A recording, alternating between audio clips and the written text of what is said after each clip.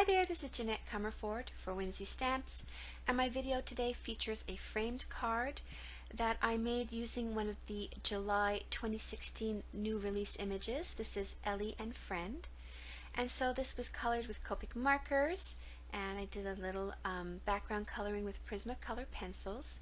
What I'm going to do for the beginning during the coloration is put a little bit of music on for you so you can listen to it while you watch the coloration.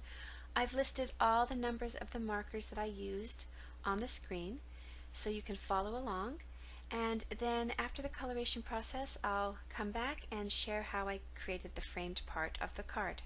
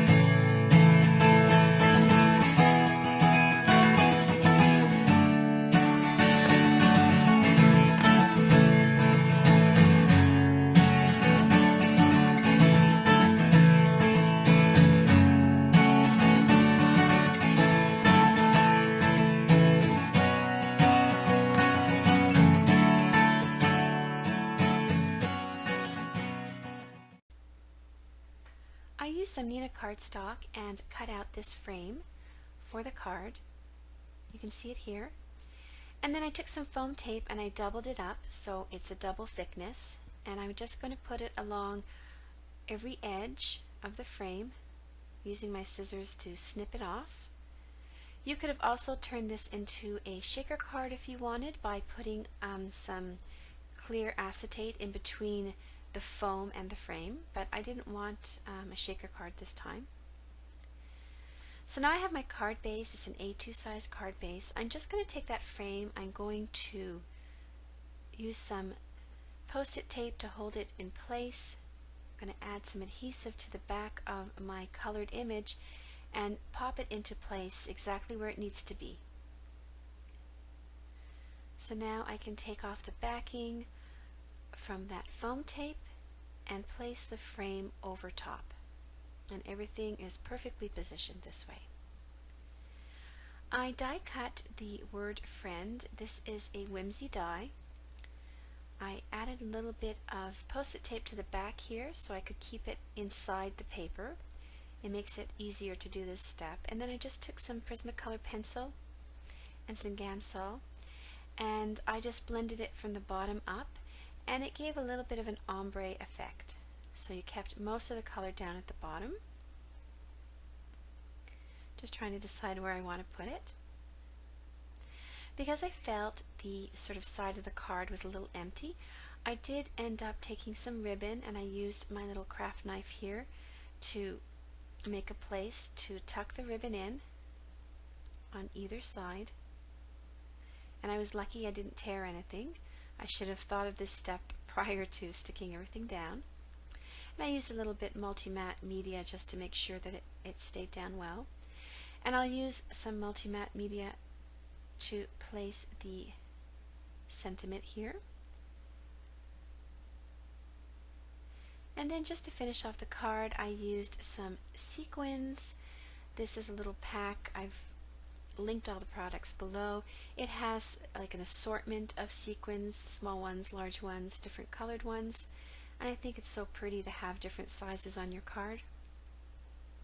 So I'm just using some of that same multi-matte media and my quick stick tool to pick up the sequins and place them down. And my card is done. Thanks so much for watching. All the products and their links can be found below this video on YouTube or on my blog.